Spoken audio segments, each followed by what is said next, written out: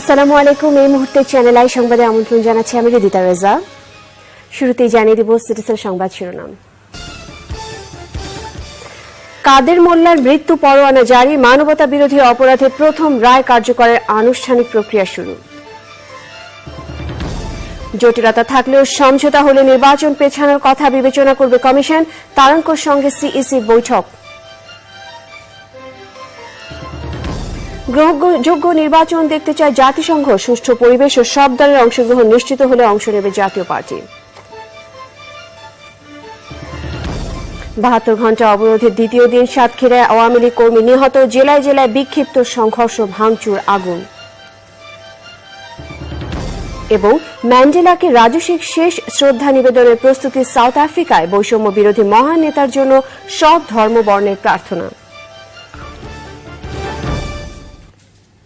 এছাড়াও হেল্পটি বাংলাদেশ বিশেষ সংবাদে যা থাকবে। মার্কিন সেলিব্রিটিদের বিভিন্ন পণ্য নিলামের খবর।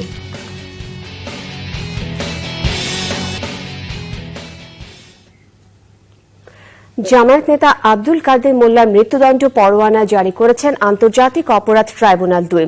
আসামিকে ফাঁসির দড়িতে ঝুলিয়ে মৃত্যুদণ্ড কার্যকর করার আদেশ দেওয়ার কথা জানিয়েছেন ট্রাইব্যুনালের রেজিস্ট্রার। পরোয়ানার কেন্দ্রীয় কারাগার, জেলা ম্যাজিস্ট্রেট ও স্বরাষ্ট্র মন্ত্রণালয়ে পাঠানো হয়েছে। আইন অনুযায়ী রায় কার্যকরের বিষয়টি নির্ভর করছে সরকারের উপর। মাঝার হক মান্নার রিপোর্ট। জামায়াত নেতা আব্দুল কাদের মোল্লাকে মৃত্যুদণ্ডাদেশ দেওয়ার সুপ্রিম কোর্টের আপিল বিভাগের পূর্ণাঙ্গ রায় প্রকাশ হয় ৫ ডিসেম্বর। রোববার দুপুরে ৭৯০ পৃষ্ঠার রায় ও মামলার নথি একটি সাদা মাইক্রোবাসের উচ্চ আদালত থেকে পাঠানো হয় আন্তর্জাতিক অপরাধ ট্রাইব্যুনালে। রেজিস্ট্রার তা বুঝে নিয়ে বিচারিক আদালত ট্রাইব্যুনাল ২ এর কাছে জমা দেন। পূর্ণাঙ্গ রায় পাওয়ার পর ২ পৃষ্ঠার আদেশ পাঠিয়ে দেওয়া হয় ট্রাইব্যুনালের রেজিস্ট্রারের কাছে। তিনি মৃত্যুদণ্ড পরোয়ানা স্বাক্ষর করার পর পরোয়ানাটি লাল কাপড়ে বাধাই করে পাঠিয়ে দেন সংশ্লিষ্ট কর্তৃপক্ষের কাছে। মানে ট্রাইব্যুনাল সেটা পাওয়ার পরে ওই নথি এবং রায়ের কপি পাওয়ার পরে একটা অর্ডার করেছেন, আমাদেরকে নির্দেশ দিয়েছেন যে অ্যাজ পার ল যে ওয়ারেন্ট অফ এক্সিকিউশন এগুলো ইস্যু করার জন্য। Accordingly we have done this.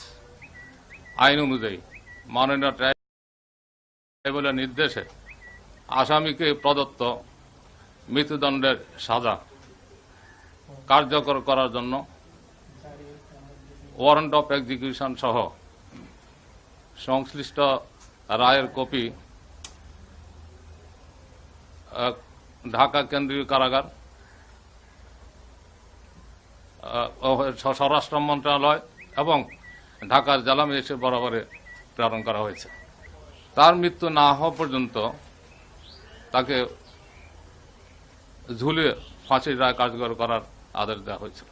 কাদের মোল্লার পরোয়ানা জারির পর ফাঁসি কার্যকর নিয়ে নিজেদের অবস্থান ব্যাখ্যা করেন ট্রাইব্যুনালের রেজিস্ট্রার।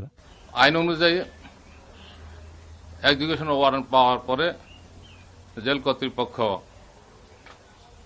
এই রায়ের এই সাজা কার্যকর করবে। গভর্নমেন্ট জেলখানা, জেল অথরিটি তারা তখন সিদ্ধান্ত নেবেন কি করবেন, সেটি আমাদের বিষয় না। তবে রেজিস্ট্রার জানিয়েছেন আইন অনুযায়ী পরোয়ানা পাঠিয়েছেন তারা। এর সঙ্গে আসামিপক্ষের রিভিউ আবেদন ও ক্ষমা প্রার্থনা চাওয়ার কোনো সম্পর্ক নেই। মাঝার হক মান্না, চ্যানেল আই, ঢাকা। বঙ্গভবনে রাষ্ট্রপতি মোহাম্মদ আব্দুল হামিদের সঙ্গে বৈঠক করছেন প্রধানমন্ত্রী শেখ হাসিনা। রাজনৈতিক সংকট উত্তরণে জাতিসংঘ দূতের সমঝোতার চেষ্টার মধ্যেই বঙ্গভবনে গেলেন প্রধানমন্ত্রী শেখ হাসিনা। এর আগে গত ১৭ সেপ্টেম্বর বঙ্গভবনে রাষ্ট্রপতির সঙ্গে দেখা করেন প্রধানমন্ত্রী শেখ হাসিনা। ওই দিন নির্বাচনকালীন সর্বদলীয় সরকার গঠনের বিষয়ে রাষ্ট্রপতিকে অবহিত করেন প্রধানমন্ত্রী। প্রধান নির্বাচন কমিশনারের কাছে নির্বাচনের তারিখ পেছানোর কোনো সুযোগ আছে কিনা জানতে চেয়েছেন জাতিসংঘের বিশেষ দূত তারাঙ্ক। সমঝোতা হলে সুযোগ আছে বলে তাকে জানিয়েছেন সিইসি। সোমা ইসলামের রিপোর্ট। দশম জাতীয় সংসদ নির্বাচন নিয়ে রাজনৈতিক সংকট সমাধানে দৌড়ঝাঁপ করছেন জাতিসংঘের বিশেষ দূত অস্কার ফার্নান্দেজ তারাঙ্কো। সকাল ১১টা থেকে নির্বাচন কমিশনে প্রধান নির্বাচন কমিশনার কাজী রকিবউদ্দিন আহমদের সঙ্গে ১.৫ ঘণ্টা বৈঠক করেন তিনি। বৈঠক শেষে সাংবাদিকদের কাছে মুখ খুলেননি তারাঙ্কো। তবে দিন শেষে আলোচনার বিষয় নিয়ে লিখিত বক্তব্য দেন সিইসি। এই অবস্থায় সমঝোতা হলে নির্বাচন পেছানো যাবে কিনা সে বিষয়েও তারা জানতে চেয়েছে। তফসিল ঘোষণার পর ২ সপ্তাহ পার হয়ে গেছে, আপনারা অবহিত আছেন, এবং সমঝোতার আলোচনায় কোনো অগ্রগতি না হয় বিষয়টি জটিলতর হয়ে দাঁড়িয়েছে। আমি আগেও আপনাদের বলেছি, সকল পক্ষের মধ্যে সমঝোতা হলে অনেক কিছুই সম্ভব, তবে তা আইনি কাঠামোর মধ্যে থাকতে হবে, এটাই তাদেরকে বলা হয়েছে। নির্বাচনের তারিখ পেছানো নিয়ে আইনি জটিলতা আরও বেশি জটিল হয়ে গেছে বলেও জানিয়েছেন সিইসি।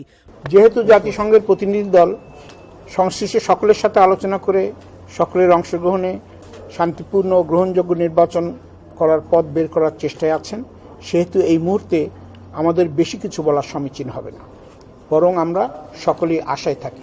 নির্বাচন 5 জানুয়ারি অনুষ্ঠিত হলে নির্বাচনের সার্বিক পরিস্থিতি এবং আইনশৃঙ্খলা রক্ষা বাহিনীর অবস্থান নিয়েও ইসির কাছে জানতে চেয়েছেন Oscar Fernandez Taranco. Soma Islam, Channel I, Dhaka. জাতিসংঘ থেকে কোনো ফর্মুলা নিয়ে আসেনি তারাঙ্কো। জাতিসংঘ চায় সবার অংশগ্রহণের সর্বোচ্চ সংখ্যক ভোটারের উপস্থিতিতে সকলের কাছে গ্রহণযোগ্য নির্বাচন দেখতে।